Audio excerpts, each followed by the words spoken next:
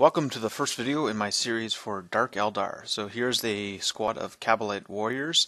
I've used a fairly traditional painting scheme, and I'm going to walk you through how I did that. I used the new GW paints for all of this. In particular, I used the Incubi Darkness as the base coat shade, and then I used the other layers that go along with that. So that's Kabalite Green and what's the other one? Saborite Green as well. So why do I mention that? Well, because everything else I did with this was straight from the new GW Citadel How to Paint Miniatures book. So they do it. They do theirs with a bluish armor. I did everything else. I did everything with this greenish armor, but otherwise exactly the same. So I'll walk you through it. I also used my airbrush to base coat these things. But that's not necessary. You can just do that straight from the pot. And yeah, so I'm going to end up with a mainly greenish army with this red sort of contrast for the hair and lots of gold bits, and as well the flesh loincloths, what are they called? So what did I do here? So this is the base coat. So I spray painted everything black to start off with. Then I went along and with the airbrush I painted on the Incubi Darkness on everything, so the whole thing kind of got a base coat of Incubi Darkness. And then I used the Kabalite Green and Saborite Green just with the airbrush. So the other ones I kind of sprayed from above just to kind of give it a directional look, and it's kind of a fade out sort of thing. So you can kind of see that in this.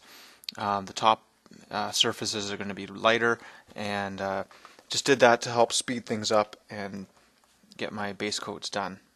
Then what I did is I used Hellion Green, I believe it's called. It's yeah, Hellion Green. It's one of the new GW dries, and I dry brushed everything. So that was just to get the edge highlights out rather than having to go and paint those on individually. I just did that with a dry brush. So you can see that I think that turned out pretty well. And so that got my green armor all done. So I'm ready to move on to all the rest of the colors. So here's the silver going on. So that's lead belcher with the base range. And so anything that's going to be sort of the old bolt gun metal color is going to be lead belcher.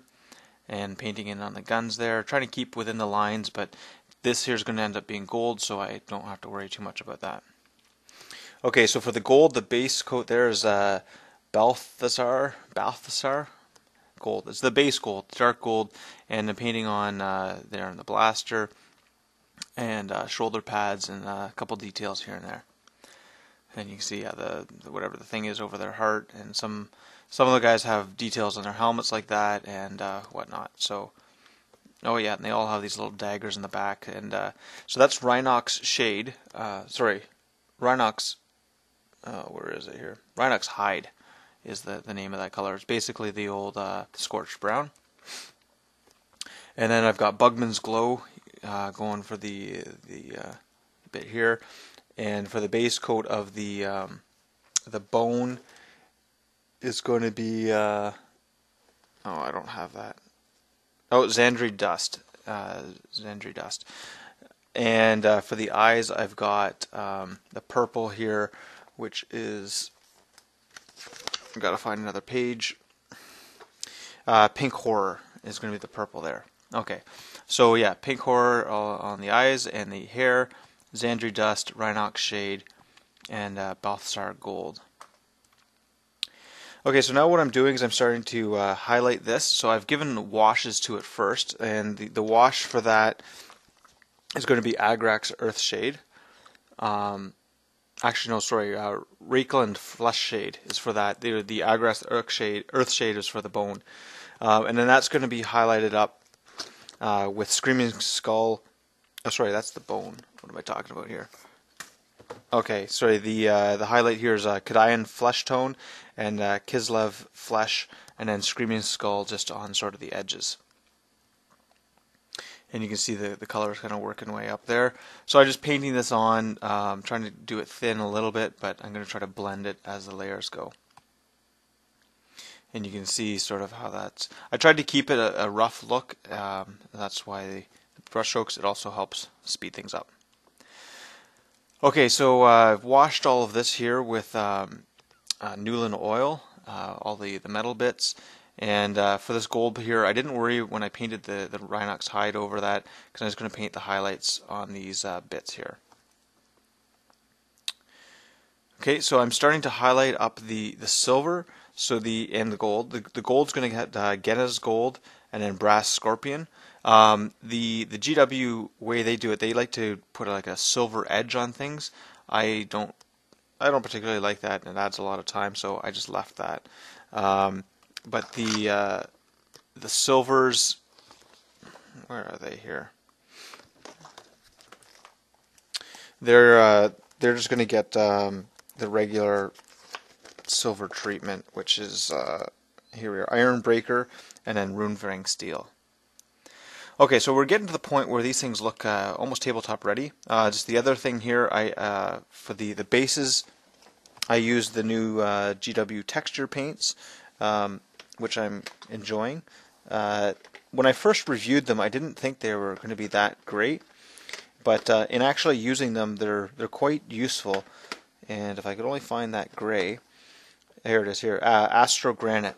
So it actually goes on quite quick, and one coat and you're done, and then just a quick dry brush. So that's what I'm going to use for the basing for my Dark Eldar, and I might do a little bit more embellishment for some of the characters, but for these guys, that's all it is.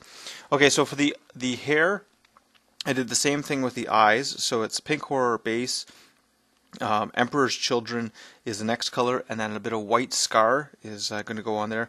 And then after this, so this is looking quite purple, it's going to get a wash of Bloodletter, which is one of the red wash. So it's like a glaze, actually. And so you can see how this is coming along. So I tried to get lots of nice little detail and in that, and the glaze is going to help blend that a little bit more and bring it into be a red. Okay. So there's with the glaze on it there, I'm pretty sure. So it just tones down the purple a little bit, it makes it a bit more reddish, and I think it looks quite nice. So there we go. Also working on the flesh shades here. So for the flesh on these guys, if I can find it. So it starts out with Rakath flesh. It gets that same flesh tone wash, so Reckland flesh tone, and then it gets the Nightshade purple. So Drakenhof Nightshade is the a purple after that, and then so that's pretty basically where this guy is. And then you can see in the background there, so the Pallid Witch flesh is going to get painted on there, and then some details with pure white, which is white scar. So you can see there how that's kind of getting layered up. Just the edges here are going to be pure white with some of maybe the high spots, but everything else is that Pallid Witch flesh. And with that extra purple wash, it kind of gives a bit more depth to this, more of a deathly look to these guys. And then the eyes as well, they were just painted pure white. So I just did those, and nothing special there. Didn't worry about pupils at all. And that's basically it. So a couple other things to point out. For this banner here, I used the GW sort of recommended clear coat in the base. The clear coat goes down over top of the paint, gives you a nice smooth surface, and then you put the decal on. I also used the Microsol and Microset thing, the combination of that. Followed the guide on from the warp, and because the actual instructions on those bottles can be confusing. They are written almost as if they're not supposed to go together, but they do. Anyways, painted Steel Legion around the base, which is similar to Khemri Brown, the old range. I like that. I like the brown look on the rim. GW did black for their Dark Eldar in this book, but yeah, that's what I did. I didn't really worry about which Cabal I picked for the banner. I just picked whatever one that I liked, and which was going to look good on that back pole. So yeah, so let's look at a couple of guys. Oh, I think I forgot to mention the Under Armour sort of stuff there was done with a dark gray, which is Skaven Blight Dinge, And rather than highlight it up like the way they recommended, I just did that and then a Newland oil wash. So they recommended painting it black first and then highlighting it up. I actually just did the dark gray and then washed it. Maybe if I have characters, I'll spend a bit more time on that. And yeah. Okay, so now looking at some of the other guys in the squad. You can see how the gold there turned out. I quite like that. I really like how it contrasts the rest of the model. So the gold is actually sort of the centerpiece of these guys, with the red being a bit of a tie-in, or the purplish red. But lots of nice details. I have a whole lot of vehicles that I've already airbrushed and base coated, so now it's just a matter of doing some of the details on them. But hopefully I can get this Dark Eldar army on the tabletop pretty quick. These guys took a bit of time, but I think it's worth it. The models are really great. Just very fine details on them. Unlike Space Marines, which are very heroic scale, these guys are almost a true scale type of a model. Actually, the whole Dark Eldar range kind of strikes me as that. The weapons on the vehicles seem to be the same scale as the ones the guys carry, whereas the Space Marines, that's never the case. So yeah, looking forward to we're moving on to the next unit and painting up some vehicles. Let me know if you have any questions or comments about these guys or my Dark Eldar army as a whole. I'll probably be putting some army lists on my website. It's like watchingpaintdry.blogspot.com. And let me know if you have Dark Eldar, if you have any suggestions of what I should be painting up next and what I should include in my army. See you next time.